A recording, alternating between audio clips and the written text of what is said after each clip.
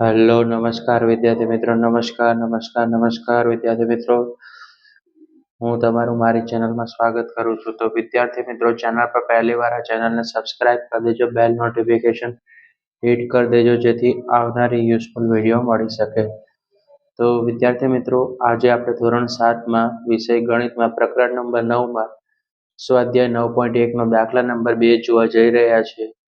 તો વિદ્યાર્થી મિત્રો, આજનો લેક્ચર આપણે સ્ટાર્ટ કરીશું. નીચેના દરેક ત્રિકોણના ક્ષેત્રફળ શોધો. તો વિદ્યાર્થી મિત્રો, તમારે ત્રિકોણનું ક્ષેત્રફળ શોધવાનું છે. બરાબર, આ છે પાયો, જે આપણે આ નીચેની લીટી છે ને શું કહેશું? પાયો. અને આ છે આપણી શું? ઊંચાઈ. તો અહીંયા પાયો કેટલો છે વિદ્યાર્થી મિત્રો? 4 સેમી ને ઊંચાઈ કેટલી છે? 3 સેમી. તો આપણે લખશું કે પાયો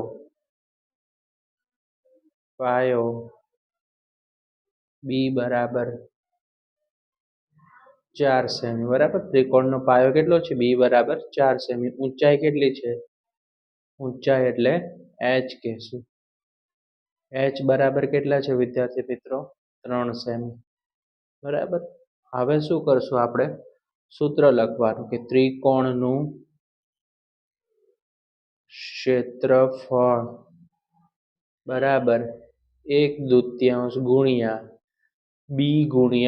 બી એટલે પાયો, h એટલે ઊંચાઈ. તો 1/2 ગુણ્યા બી કેટલું છે? બી આપણે લખેલું છે પાયો 4 સેમી છે. બરાબર, રાઈટ, અહીંયા આકૃતિમાં જ લખેલું છે. અને ઊંચાઈ કેટલી છે? 3. તો 4 તેરી કેટલા થઈ જશે? 12. 12 ભાગ્યા 2 કરો તો જવાબ શું આવશે વિદ્યાર્થી મિત્રો? 6 સેમી આવશે. રાઈટ, કેટલો આવશે? 6 સેમી. આન્સર ફર્સ્ટનો આપણો અહીંયા સમાપ્ત થશે. ઓકે, હવે બી ની વાત કરીશું આપણે. ઓકે, હવે બી છે એનું સોલ્યુશન કરશું આપણે. દાખલા નંબર 2 નું સોલ્યુશન અહીંયાથી થશે વિદ્યાર્થી મિત્રો.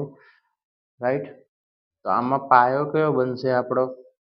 પાયો છે આપણો આ બનશે. આ લીટીમાં પાયો જે બહારની સાઈડ છે એ શું છે? આપણો પાયો 5 સેમી. બી બરાબર પાયો કેટલો છે? 5 સેમી. ઊંચાઈ એટલે h કેટલું છે? 3.2 સેમી. વિદ્યાર્થી મિત્રો, ત્રિકોણનું ક્ષેત્રફળ 1/2 ગુણ્યા બી ગુણ્યા h. તો 1/2 ગુણ્યા બી કેટલું છે? 5 અને h કેટલું છે? 3.2.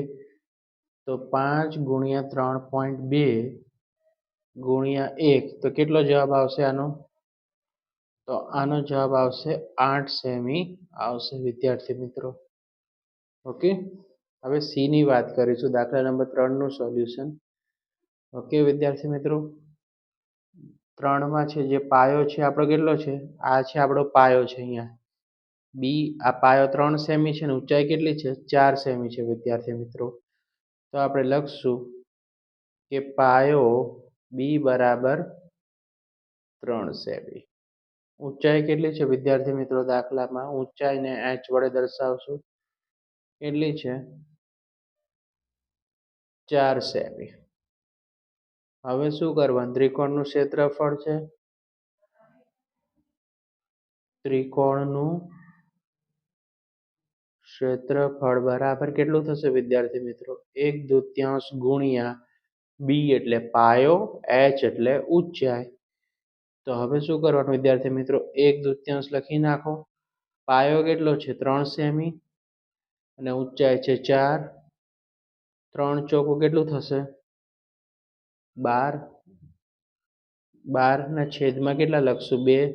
12 ભાગ્યા 2 એટલે કેટલું થશે વિદ્યાર્થી મિત્રો? 6 સેમી થશે. ઓકે ચલો, રાઈટ. ઓકે, ચલો સ્ક્રીનશોટ પાડો તો પાડી લો વિદ્યાર્થી મિત્રો ફટાફટ. ઓકે, અહીંયા વર્ક કરી લાગજો. બધામાં વર્ક લખવું જરૂરી છે. Okay, right. ચલો નેક્સ્ટ સમ તરફ જઈએ વિદ્યાર્થી મિત્રો.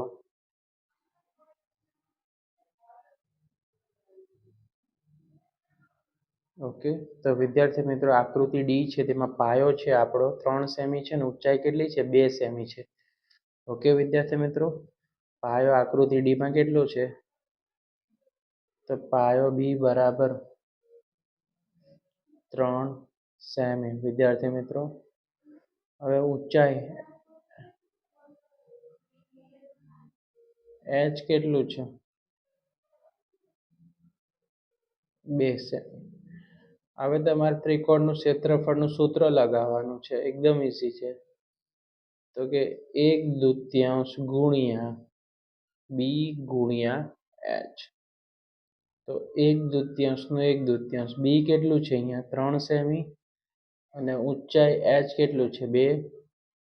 તો 6/2 કરો તો કેટલું આવશે? 3 સેમી નો શું થઈ જશે વિદ્યાર્થી મિત્રો?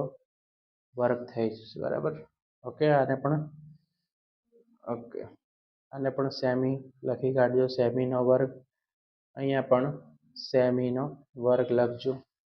ઓકે, તો વિદ્યાર્થી મિત્રો, હવે આપણે નેક્સ્ટ વિડીયોમાં મળશું. ચેનલને સબસ્ક્રાઇબ કરી દેજો અને બેલ નોટિફિકેશન દબાવી દેજો, જેથી વિડીયો તમને જલ્દીથી ઝડપથી મળી શકે. અને વિડીયોને લાઈક કરી દેજો.